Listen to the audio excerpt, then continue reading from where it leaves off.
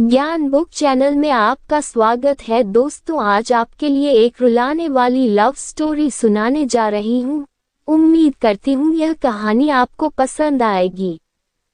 आप अपनी राय हमें कमेंट करके जरूर बताएं। आपके कमेंट से हमें नई नई कहानी सुनाने में उत्साह मिलता है। तो ऐसा ही ज्ञानवर्धक मोटिवेशन कहानी सुनने के लिए आप हमारे चैनल को लाइक, शेयर और सब्सक्राइब करके नए हो तो बेल आइकन दबा दीजिए, तो आपको नया वीडियो का नोटिफिकेशन मिलता रहेगा। तो चलिए सुनाती हूँ। नमा के लिए एक नई कंपनी के ऑफिस में शहर के सबसे बड़े बिजनेसमैन का लड़का शहर की लड़कियां मरती थी।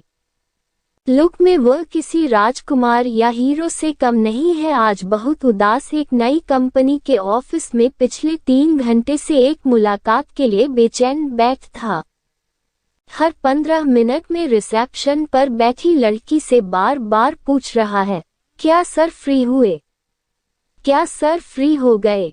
जिसकी तनख्वाह उसके ड्राइवर से भी कम थी। आज वह रिसेप्शनिस्ट उस लड़के पर चिल्लाकर बोली, आप अपनी जगह पर शांत बैठे, जब वक्त आएगा मैं आपको बता दूंगी। ऐसा पहली बार हुआ है कि रोहित राय इतना बड़ा आदमी नौकरों की बात सुन रहा था।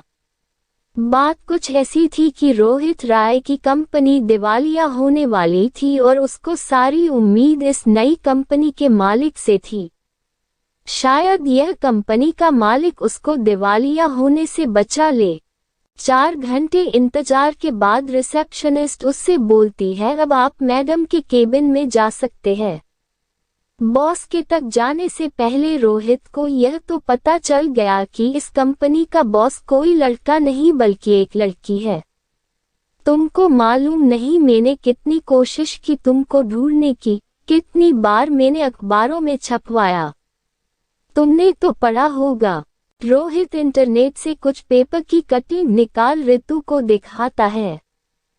यह सब देखकर ऋतु के पैर तले से जमीन निकल जाती है, क्योंकि गुस्से में जिस आदमी को अपना सबसे बड़ा दुश्मन समझ रही थी और यह सोचकर उसने पिछले 10 साल गुजारे कि रोहित ने उसको धोखा दिया, आज वह गुस्सा यह सच समझ नहीं पा रहा था। दोनों एक दूसरे से लिपटकर जोर जोर से रोने लगे और दोनों अपने अतीत को याद करने लगे। दोनों की आंखों से आंसू नहीं रुक रहे थे। 10 साल पहले ऋतु रोहित के ऑफिस में काम करने के लिए आई थी।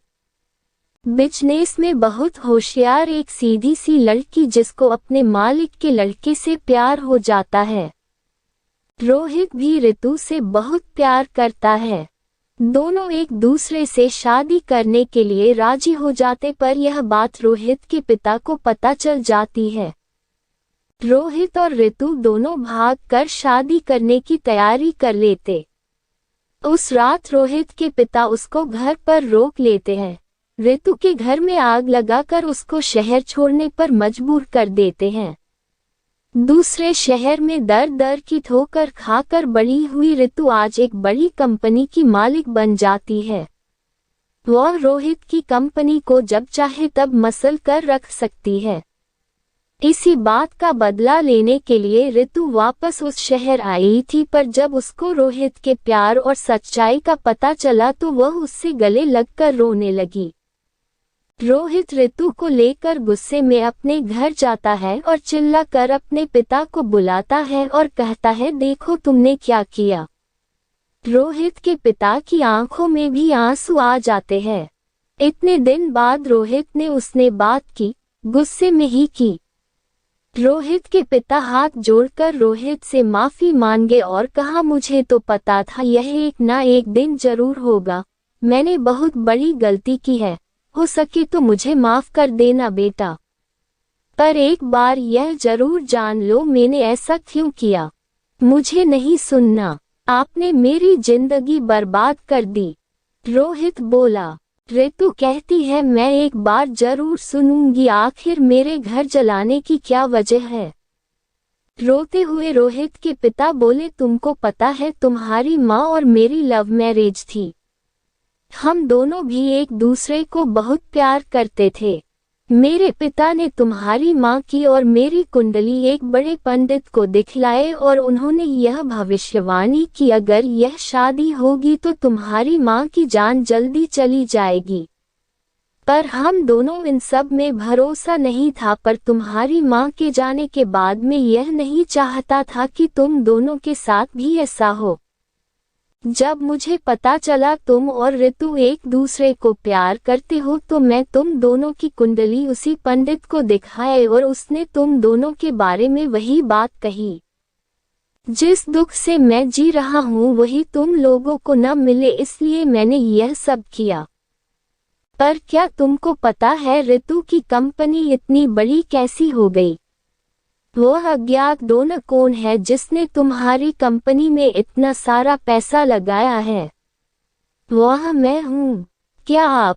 ऋतु के पैरों तले से जमीन निकल गई है। मैं अपनी गलती का भुगतान जैसे मैं कर सकता था मैंने किया।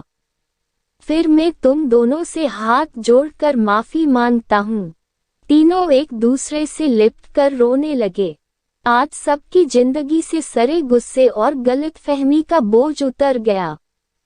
ऋतु और रोहित ने कुंडली निदान करवाकर शादी कर ली और सब खुशी खुशी रहने लगे। दोस्तों, अगर यह कहानी पसंद आई हो तो आप हमारे चैनल को लाइक, शेयर और सब्सक्राइब करके बेल आइकन दबा दीजिए। आपका धन्यवाद।